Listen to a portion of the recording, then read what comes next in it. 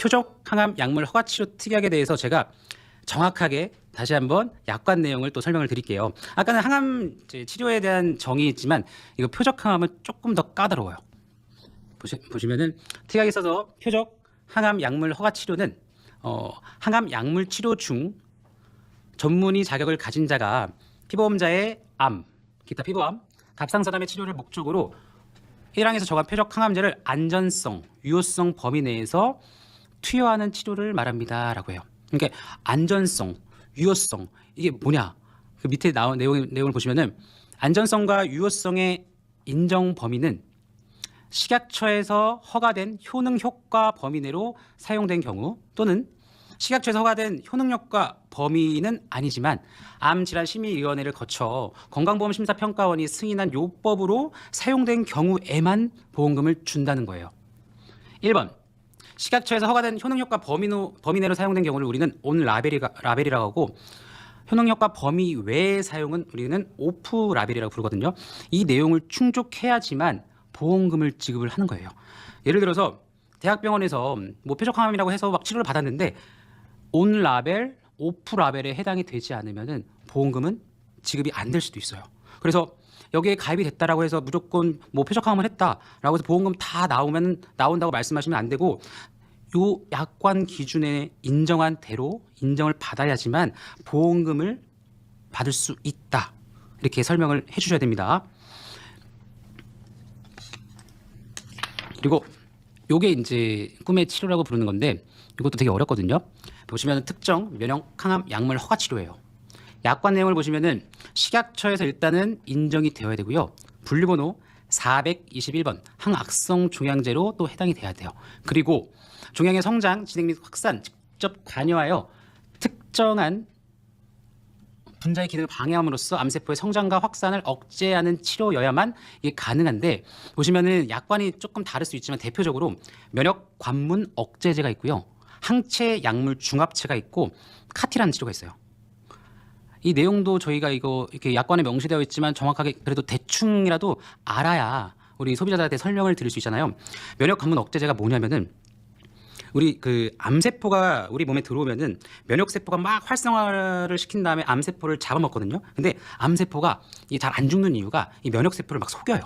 근데 이게 속임수를 피하는 치료가 면역 관문 억제제입니다. 아군을 많이 만들어 갖고 이제 암세포를 잡아먹는 거예요. 그리고 항체 약물 중합체 내용 자체도 어렵죠. 이게 뭐냐면은 쉽게 말해서 유도탄 같은 거, 유도탄. 그 항체가 형성이 되면서 그 항원을 암세포를 잡으러 가거든요. 그럼 여기에 폭탄을 들고 가는 거랑 똑같은 거예요. 폭탄. 그래서 그 암세포한테 딱 도착하면 거기서 빵 터지기 때문에 다른 세포를 되게 죽이지 않기 때문에 이게 부작용이 굉장히 낮다라는 거예요. 이게 유방암 환자들에게서 이 치료가 생각보다 치료가 잘 되기 때문에 되게 좋은 치료라고 알려져 있거든요. 그렇기 때문에 유방암뿐만 아니라 위암 환자, 최근에는 폐암 환자, 그리고 혈액암 환자들한테도 이거를 사용하기 때문에 사용하기 때문에 이거를 특약을 이제 가입을 시켜놓으면 좋은데 이게 급여가 될 확률이 굉장히 낮아요. 그러면은 이게 굉장히 고가이기 때문에 치료 받는 것 자체가 어렵습니다.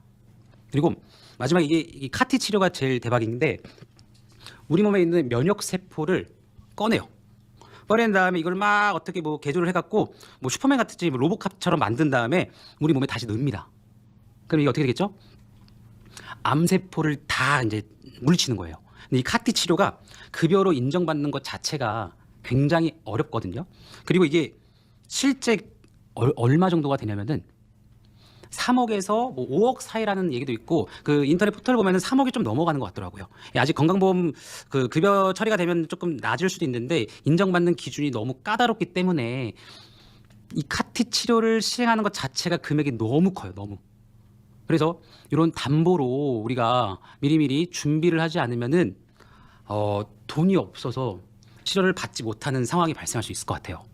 그러니까 제가 이 내용들을 그 약관들을 공부하면서 어떤 생각을 했냐면은 일단은 암에 걸리면은 1차적인 치료로 종양을 제거하겠죠. 제거해서 다 완치로 이어지면 좋은데 2기나 3기가 됐을 경우에는 제거를 하고 아니면 제거를 못 할 수도 있고 그 이후에는 항암 치료를 반드시 하거든요. 방사선 치료든. 근데 항암 치료 특약에 가입이 되어 있다라면은 거기에서도 보상을 받을 수 있고 근데 거기 치료가 또 잘 안 되는 경우들이 있어요. 그러면은 우리가 표적 항암 치료를 하는 경우도 있는데 그건 이제 모두가 다 하는 건 아니고 환자의 특성에 따라서 할 수 있지만 표적 항암은 그 부작용이 굉장히 낮다는 장점이 있지만 이게 또 고가예요.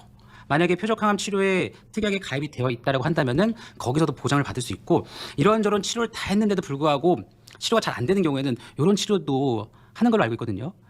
그래서 이런 특약을 골고루 가입을 해놓으면은 암 환자들 입장에서는 굉장히 치료를 하는데 경제적으로 도움을 받을 수 있지 않을까라고 저는 좀 생각이 들고 저도 이 방송 끝나고 조만간 항암 치료를 받으면은 다 주는 그 약관 있잖아요. 한 10번인가 주는 약관이 있는데 그거랑 그다음에 면역 그 표적 항암 약물 치료 특약이랑 특정 면역 항암 약물 이 특약 있잖아요.